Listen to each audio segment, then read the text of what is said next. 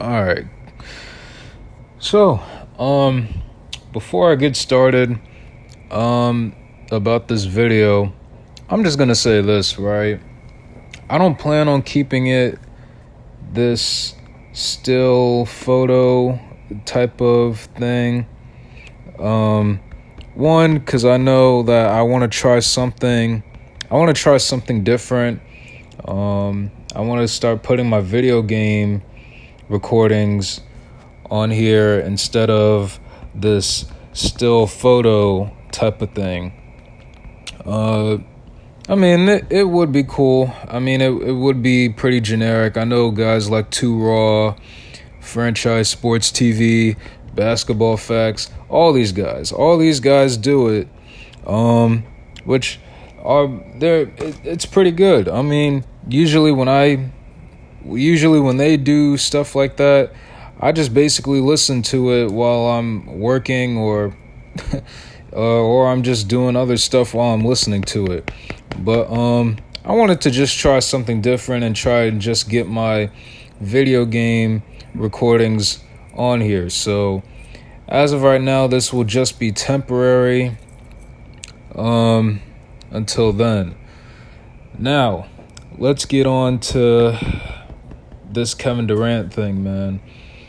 And if you hear the background noise, it's basically just fireworks. It's 4th of July. It's like 10:25 right now, and people are still throwing up fireworks. It's loud as hell.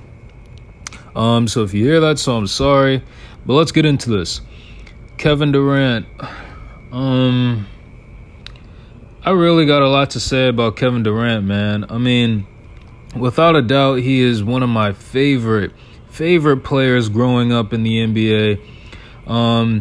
I wouldn't say he's my, because I really have a lot of favorites. As far as the list goes, that's for another video I can talk about. But in the meantime, I'm just gonna say he's one of my favorites. I've been watching him since basically when was it, 2012 to 2013, when I started watching basketball again. Pretty much I've just been a big fan of him, man. Just of how, for a guy that tall, and the way he just makes his way to the basket, just scoring. You really don't see that a lot. I mean, other than the closest person I can think of that can really, I wouldn't say score like that, but can shoot the ball almost anywhere, is someone like Dirk. Another favorite player of mine, guys like Dirk. KG can hit the mid-range often. I'm not sure. I've never seen him hit a 3, although correct me if I'm wrong. Other guys like that, really. So, you know, when I saw him go to Phoenix and have this team that he has right now with D-Book, CP3, Ayton, it was a really good team. It really was a good team. And I'm kind of mad that they really should have kept that team and just ran it back. I get it, you know, a second round. I mean, I get it. They lost in the second round by the Denver Nuggets. It was bad. I really wish they would have ran that team back, man, because if they would have just kept that starting 5 and just improved the bench, I guarantee you that team would have been a lot better. But they made that stupid-ass trade for Bradley Beal, and it puts them between a rock and a hard place to really get some guys that can really improve their bench. I think the most recent signing that the Suns have is Torrey Craig, I think. It's either Torrey Craig or, I know they said Torrey Craig, Jabari Parker, no, Eric Gordon. He was the last signing that I saw. Honestly, because this is where they dropped the ball. They dropped the ball on getting rid of Monty Williams. Monty Williams, who took that team to, I believe, his first finals appearance when he was on the Suns. When he was on the Suns, he took the team to the finals back in 2021.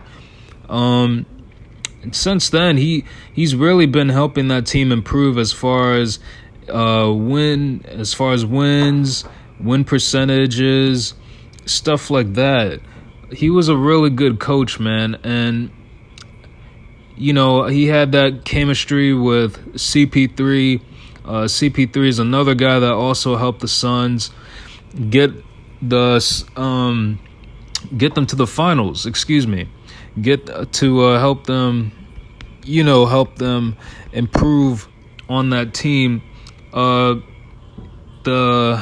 can't talk right now. God damn. I'm a little rusty, so you gotta give me a moment. Basically, CP3 helped that same Phoenix Suns team that went, I believe, 7-8-0, 7-0 or 8-0 in that bubble. And you just basically installed CP3 in there, and he made that team better, him and Monty Williams. So with Kevin Durant going on that team, to me, here's another thing too.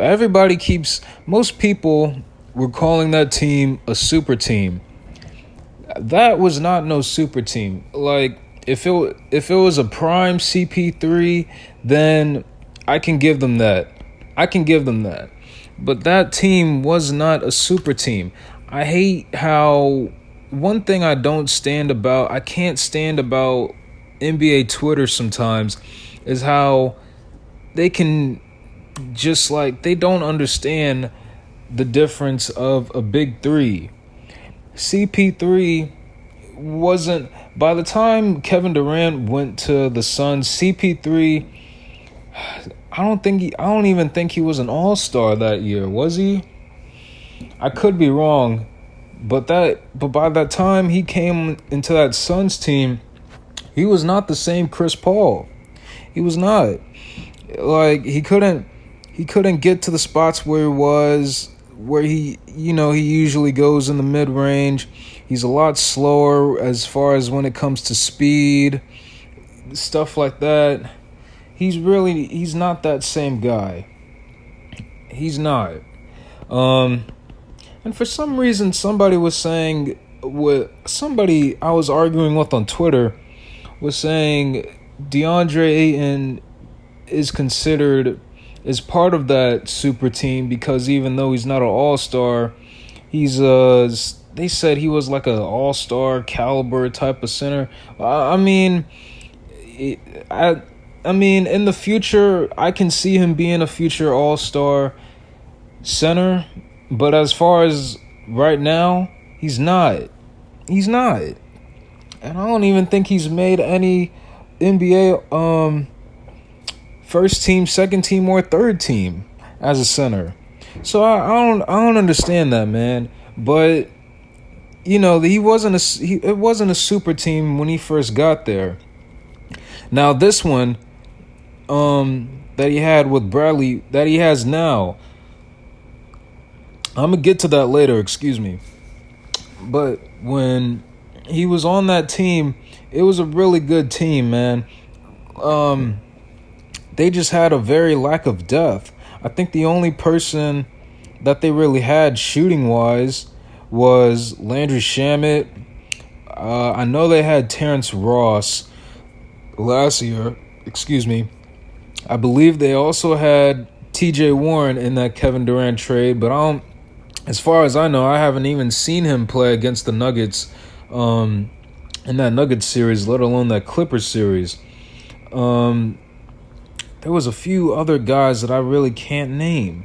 But as far as that, Bismack Biyombo, but he was already on there. I mean, he wasn't really a scorer. He was more like a guy that has size, length, and rebounding. So other than that, man, they really didn't have that much people on there. So now, they got rid of Monty, they got rid of CP3. which according to Ticket, I think he said something along the lines of Kevin Durant and Devin Booker wanted CP3 out of there, but Monty Williams didn't want that, hence why they shipped his ass out of there to, I think, Detroit, and that gave them a clear way to ship out CP3. And I think, matter of fact, I think Ticket also said that they didn't even call CP3 that he was going to get traded. I think he said something like he was on the team plane. He just got the notification that he was traded via Shams or Woj on Twitter, basically. Either way, so they didn't even concede to him. This is one thing I don't like about KD. He keeps things, which I can understand, but he does it in a very bad way also. He keeps things very, very low key.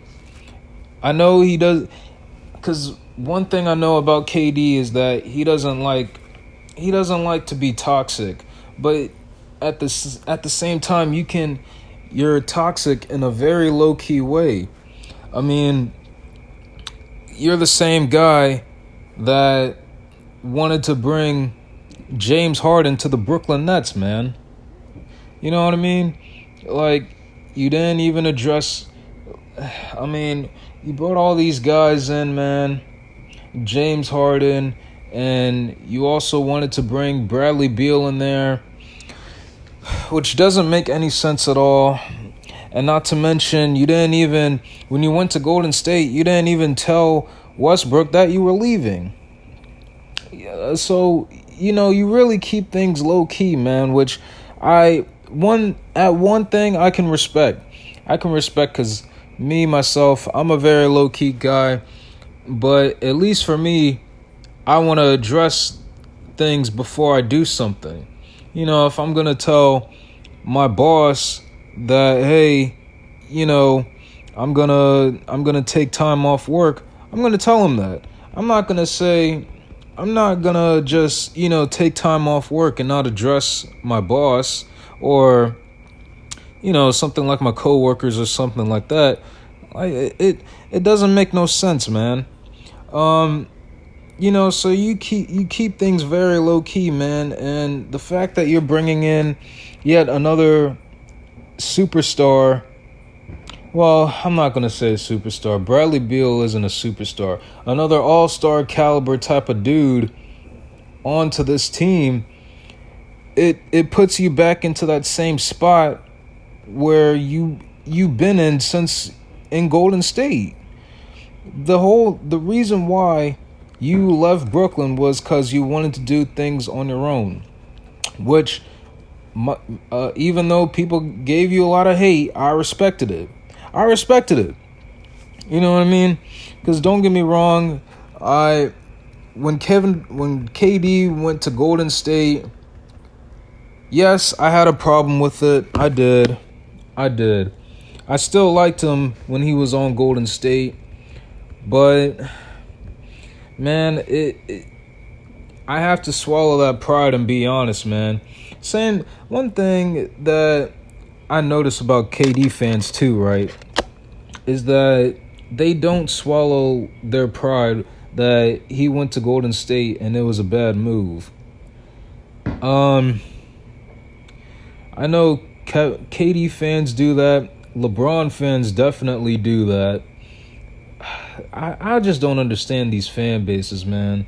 It's one thing to like your favorite player, but if they do something wrong, man, you gotta be real with yourself, man. When LeBron went to Miami and made that big three or super team or whatever the fuck people call it nowadays, man. When he made that super team or big three in Miami and he did that same thing in Cleveland, LeBron fans were, for some reason, they were saying Chris Bosh, he wasn't really that good, so that way they're not really a big three, they're a dynamic duo, which doesn't make no goddamn sense, because Chris Bosh at the time, you know what, I'm gonna save that for another time. Because this isn't about LeBron, man. This isn't about LeBron. So basically what I'm saying is, Kevin Durant fans, they're just the same as LeBron fans. They don't keep that same energy for, their guy. You know what I mean? When KD went to Golden State, I had to swallow that pride as a fan of his. Cause, I really thought he was going to go to other teams just to compete with the Warriors, with the Cavs that had LeBron at the time. Let me see, 2017, who else was there? Got with the Raptors and the Spurs, the Clippers back in the Lob City era. Because Kevin Durant, he came off as a really competitive guy. When he made that tweet about LeBron, him going to Miami, it sounded like he was a very competitive guy. What was that tweet, man? I can't remember what it was, but I remember it was on the lines of, that's not competitive for what LeBron did, or some shit that he said on Twitter. And there was another one where he said he didn't like being in second place, and I believe that was the 2013 season when LeBron won his fourth and last MVP before KD went complete bonkers in 2014. That 2014 run, man, that was really something by him. I'm not gonna lie, but and for him to make, because at one point I really was contemplating on, is this the weakest move that I've ever seen? And then I had to really think about it, because the Heat weren't really that good when LeBron joined Miami, compared to what the Warriors did. So yeah, in a way, that was the weakest move that anybody's seen. It was I don't want to say it was a once in a lifetime thing, but it was one of those things that really impacted the NBA, that really broke the competitiveness and the balance of what the NBA was, with the team building.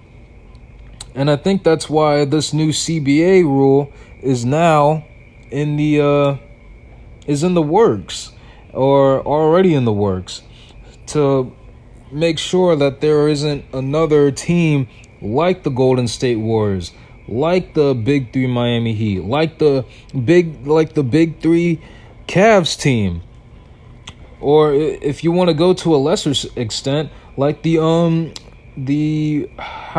Russell Westbrook super team, when they had PG and Carmelo Anthony. At least to some people, Carmelo was an all-star, or an all-star caliber guy, which made people like myself think it was a super team. Guys, stuff like that. There's other rules to it. So with KD going to the Warriors, man, it really was one of those things that really broke the balance of the NBA and just ruined the competitive nature of the NBA in a whole. And then you went to Brooklyn, man. When you went to Brooklyn, the whole him and Kyrie thing, I thought you had a squad, man. When you went to Brooklyn, it was a very good move for you to get back up on your feet, get a ring on your own, and prove people that you could win a ring on your own. You have a secondary star like Kyrie. You had an amazing squad. I don't think a lot of people talk about that Brooklyn Nets team as far as like their youth movement and how the way that they really built that team. I mean, when they had Jared Allen, Karis LeVert back when he was balling, Spencer Dinwiddie, what was the other dude I really liked, man? Karis LeVert, Joe Harris, like just a very young squad that had a whole lot of youth, size, all that stuff, scoring. You had all that. And when you got rid of all that to get James Harden, from what I heard, a lot of sources say that he didn't really want to go there in the first place. He wanted to go to Philly. When you made that move, man, it wasn't just another stack of the deck moment, but you got rid of all that depth just to get one dude who was like what, in his 30s? Wasn't James Harden in his 30s at the time? And not to mention he was fat. I mean, I don't know if he had one of the bodysuit or he was just fat, but man, he was fat. And it was just a weak move on KD and the Brooklyn Nets, you know? So now you're going to Philly, man. You're going to Philly. You had yet another team where they could build around not only you, but Devin Booker, Chris Paul, Ayton. I think the shooting guard at the time was Torrey Craig. You just needed depth, man. If they would have built that depth around this season, I guarantee you, man, they would have been title contenders. But they got rid of all that. And, you know, I think the problem with KD, man, is he knows his time is almost up. Because I believe he's, 34 or 35 years old, man. So I think he's aware that he's aging. And for him to really get a last-second ring, he really needs another two I gotta stop saying superstars. Two all-star caliber players just to be on the safe side to secure a championship, which I don't really like, man. I mean, I get it. You're aging, man. I get it. But that's what the depth is for. That is what the depth is for the team to help you out and help you get that ring and at least be in a competitive way. I mean, look. I mean, I don't know what to say, man. I really don't know. Because now the Phoenix Suns are now stuck and Kevin Durant is stuck because I think that Brooklyn deal that they gave him, he's locked for 3 years. And I think he won't be a free agent till he's like, 37, 38 years old? I mean, man, by the time you're out of that deal, I don't even think nobody will pick you up, man. I mean, maybe I could be wrong, but I don't know, man. It's really hard to really say. I think that's the tough thing is, what will Kevin Durant's legacy be by all of this is said and done? Because as of right now, people are still saying you're just another guy that just rode off the coattails of Steph Curry. You're the guy that ran away from OKC just to get 2 cheap rings in Golden State. You're the guy that, I don't want to say the guy, but you're the second guy that broke the NBA as far as balance and competitive nature.